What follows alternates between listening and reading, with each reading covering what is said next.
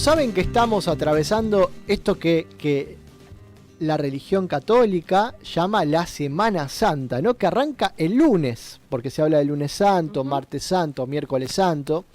Y bueno, gran parte de nosotros por ahí las atraviesan sin saber bien qué pasa en cada uno de estos días, ¿no? ¿Qué es lo que ocurre? ¿Qué es lo que la iglesia celebra, conmemora? ¿Cuáles son los signos, los símbolos que vamos atravesando a lo largo de esta semana, que termina por ahí esta noche o el día de mañana? Ahora le vamos a preguntar bien a Agustín para, bueno, atravesar esta época tan especial que para la iglesia, si no estoy equivocado, es la época más importante, ¿no? Lo vive como la época más importante de su ciclo litúrgico. Así que le vamos a dar la bienvenida a Agustín Podestá, es magíster en teología, director de la página y del sitio Hablemos de Teología, que ustedes pueden seguir a través del Instagram y también de Facebook. Agustín, muy buenas tardes. Juan te saluda, ¿cómo estás? Buenas tardes, Juan, ¿cómo andan todos por ahí? Un gusto escucharte, como siempre, nuevamente aquí en el programa. Muchas gracias por la invitación. Agustín, contanos un poquito por qué la llamamos Semana Santa y por qué arranca desde el día lunes, ¿no? Porque hay como una idea o un mito que la Semana Santa arranca recién el día jueves. Bueno, en realidad el jueves empieza lo que llamamos el Triduo Pascual. Bien. ¿No? Que desde que recordamos la última cena, que es cuando Jesús comienza, ¿no?, el proceso de celebración de la Pascua judía, hasta la resurrección, ¿no? Es como en los 3 días. Bien. Pero bueno, en realidad sí, oficialmente, por así decirlo, la Semana Santa comienza con el Domingo de Ramos, ¿no? O sea, luego el Domingo de Ramos arrancamos, ahí está. Esta semana que, como decía recién, es la más importante. Quizás la Navidad es la más marketinera, ¿no? Porque es la que nos hace consumir más. Pero bueno, eso es un invento del neoliberalismo, no tiene nada que ver con la esencia del cristianismo, que tiene que ver justamente con la fiesta de la Pascua, que es la más importante, la resurrección de Jesús. Agustín, aparte de los conejos de Pascua, los huevos de chocolate y todo lo que muchas veces se compra y se vende, ¿en qué consiste, no? Brevemente, porque sé que es muy largo, pero ¿en qué consiste este Triduo Pascual que arrancó el Jueves Santo? Bueno, lo que son los 3 días, ¿no? Es decir, los días, recordemos que también en cada credo, cada vez que rezamos el credo, ¿no?, el tercer día resucitó entre los muertos. Este tercer día, ¿no?, desde hoy, mañana y al tercer día es resucitado, ¿no? El Padre obra la resurrección sobre Jesús. Y lo llamamos justamente los 3 días porque son estos 3 días donde acontece el proceso de la pasión, muerte y resurrección. Bien. Porque no se entiende uno sin el otro, ¿no? Muchas veces hacemos, por las distintas espiritualidades, solemos vivir más profundamente un día que otro, o un acontecimiento más que otro, cuando en realidad uno no se entiende sin el otro, ¿no? La cruz sin la resurrección no tiene sentido, el descenso a los infiernos sin la resurrección no tiene sentido, el acontecimiento fundamental y crítico, si se quiere, en cuanto a transformación radical es la resurrección, ¿no? Lo que sería el sábado a la noche, podríamos decir, ¿no? Lo que recordamos el sábado a la noche, que es el acontecimiento de la resurrección. Buenas tardes, Agustín. Cristian te ¿Cómo saluda. estás? Todo bien. Juan al principio mencionaba algo de los símbolos. Vos recién te quedabas en el sábado a la noche y justamente quería comentarte que veía que a lo largo de esta Semana Santa, digamos, hay una gran diversidad de rituales, de símbolos que se hacen justamente en las celebraciones de la Iglesia Católica. El jueves lavado de pies, el viernes por una fiesta un poquito más apagada, por decirlo de una manera, y por ahí hay mucha gente que decide recurrir, quizás después de un año, después de mucho tiempo, a la misa del sábado a la noche, en las vísperas del domingo, digamos, para celebrar esta vigilia, esta tan ansiada vigilia pascual. Una fiesta que está cargada de muchos símbolos, justamente, volviendo a lo que decía al principio. ¿Querés contarnos un poquito con qué se van a encontrar las personas que esta noche asistan a esta celebración tan importante de la Iglesia Católica?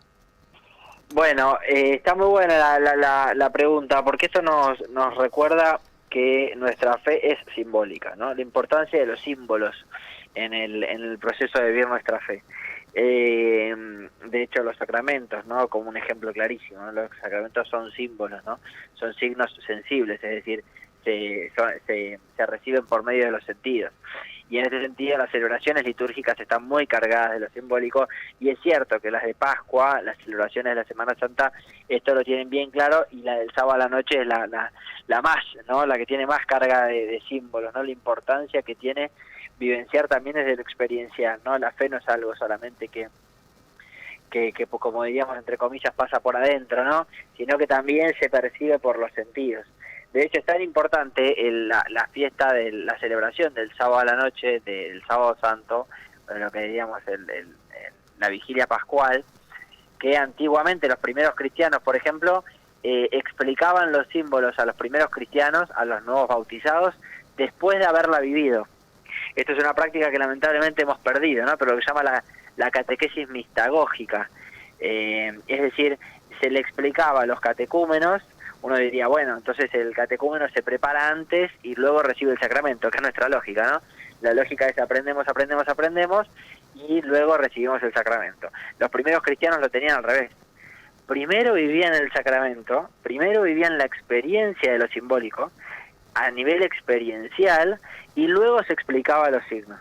Es decir, primero se le daba chance a que la persona experimente, haga experiencia de lo sucedido, y después se hacía la catequesis. Después venía el momento catecumenal, como estamos acostumbrados, donde manifestamos verdades de fe, explicamos cosas, etcétera, etcétera. En el momento racional venía después de haber vivido la experiencia. Y es muy interesante porque hoy una sociedad que reclama tanta experiencia, vivir la experiencia, vieron que hoy se acostumbra regalar experiencias, ¿no? Porque lo material ya no nos llena, entonces o porque la ciudad nos devora, entonces necesitamos hacer cosas que corten la rutinariedad, la cotidianidad y vivir experiencias. Bueno, sería muy interesante, ¿no? Hoy resignificar o revivir esta forma de hacer catequesis, ¿no? Empezar por lo simbólico, ¿no? Entregarse a vivir lo que sucede en la misa de vigilia pascual y luego ver qué categorías le ponemos, ¿no? Qué explicaciones le encontramos. Y es cierto, porque cuando ahora, como yendo concretamente al tema, ¿no? En la misa del sábado a la noche, justamente se empieza, es tarde, por lo general en las parroquias es a partir de las 8, 9 o 10 de la noche. Antiguamente era toda la noche, ¿no? Por ejemplo, la Edad Media, la vigilia pascual era durante la noche, o sea, hasta la madrugada, era una vigilia verdaderamente, donde se empieza todo a oscuras, ¿no? Las luces se apagan y se comienza todo a oscuras. ¿Por qué? Porque se está simbolizando que Jesús está muerto, ¿no? Que en este momento Dios está obrando, Dios Padre está obrando la resurrección sobre el Hijo, y ahí ingresa la luz, ¿no? Ingresa el cirio pascual, el cirio que va a acompañar a la comunidad durante todo el año, y ahí ingresa la luz, ¿no? Es decir, la luz vence sobre la tiniebla, la vida vence sobre la muerte, ¿no? Dios vence sobre la muerte, pero desde la muerte, porque eso es lo que tiene la particularidad del cristianismo, ¿no? Que Jesús comparte la suerte de los seres humanos hasta la muerte, ¿no? Y muere, ¿no? Y muere como el más indigno, en la cruz. Y desde allí obra la resurrección. Por eso se empieza a iluminar, y ahí estamos todos con velas, con antorchas. Antiguamente se hacía con antorchas. Y a partir de ahí se empieza a iluminar, es decir, a partir de ahí es la comunidad la que recibe la luz de la fe. Bueno, también es muy interesante el pregón pascual, ¿no? Que a veces lo tomamos como una canción y nada más. No es una canción, se nos está anunciando qué es lo que pasó. Ayer esto también está muy arraigado en la Pascua judía, ¿no? En realidad en toda la tradición judía, que haya alguien que toma la voz y explica lo que está pasando, ¿no? Y nos cuenta lo que está pasando, ¿no? Feliz culpa que mereció, ¿no? Esta salvación, ¿no? La cruz. Porque, bueno, perdón, y con respecto a eso, el pregón pascual también, prestarle mucha atención al pregón pascual. Y por último recomendaría prestarle mucha atención a las lecturas, ¿no? Yo sé que son muchas lecturas, pero repasan, si se quiere, muy rápidamente desde la creación, la Pascua judía, la alianza con el pueblo de Israel y la culminación de la alianza definitiva en el mandamiento del amor y en la resurrección de Jesús. Es decir, Dios obra, y donde desde la resurrección hablamos de una recreación, ¿no? Creación y recreación, ¿no? Bueno, eso diría, hay que prestarle mucha atención también a las lecturas. Y bueno, ahí finalmente sí se prenden las luces porque ya anunciamos aquello que estaba prometido, que era la resurrección. Perdón que me extendí un poco por la respuesta, pero me parece que hay categorías muy interesantes para repasar. No, aparte valía la pena porque no todos los que hoy te están escuchando conocen, ¿no? Todos estos simbolismos y estos ritos que también tiene cada día en la Iglesia Católica. Te hago una pregunta más que también es otra de las grandes cosas que suelen ocurrir. ¿Mañana se termina la Pascua? No, la Pascua es un tiempo litúrgico. Bien. La Pascua es un tiempo litúrgico. Propiamente lo cerramos con Pentecostés, ¿no? Podríamos decir que en realidad el proceso culmina. ¿Por qué? Porque el proceso, digamos, a partir de Pentecostés es donde decimos que se cierra la revelación de Jesucristo, ¿no? O sea, Jesús, Dios Padre, Hijo, Jesús, se termina de revelar, es decir, de manifestarse plenamente hasta el proceso de la Pentecostés y la Asunción a los cielos. Bueno, en Pentecostés es donde, si se quiere, es el momento donde decimos que nace la Iglesia, entre comillas, ¿no? ¿Por qué? Porque ahí es donde el Espíritu Santo finalmente dice, bueno, aquí empiezan ustedes, digamos, ¿no? Por ejemplo, en el Evangelio de Lucas, que se continúa en los Hechos de los Apóstoles, es claro este pasaje, ¿no?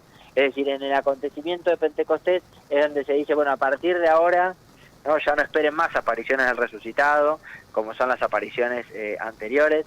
La última aparición de Jesús está ya culminada y a partir de ahora ustedes reciban el Espíritu Santo y continúen la obra, ¿no? Si se quiere, ese es el momento final donde Jesús dice, bueno, hasta aquí mi lugar, digamos, hasta acá mi espacio, ¿no? A partir de ahora son ustedes. El Espíritu Santo en Pentecostés ilumina entonces a los apóstoles a ya no quedarse en el miedo, a ya no quedarse encerrados, sino salir a anunciar. Es decir, en salir a anunciar, en salir de la comodidad y salir del miedo, y el estar anunciando es donde la Iglesia se realiza plenamente, ¿no? Es decir, en la evangelización. Es decir, a partir de ahora ya está. A partir de ahora es el tiempo de ustedes. Ustedes se la tienen que jugar hasta acá llegue, ¿no? Y por eso en los Hechos de los Apóstoles, en el capítulo 2, cuando está el acontecimiento de Pentecostés, a partir de ahí ya se narra todo lo que le pasó a los apóstoles después. Es decir, a las primeras comunidades cristianas, a la Iglesia, inclusive con sus dificultades, porque ahí ya tenemos algunos problemas, bueno.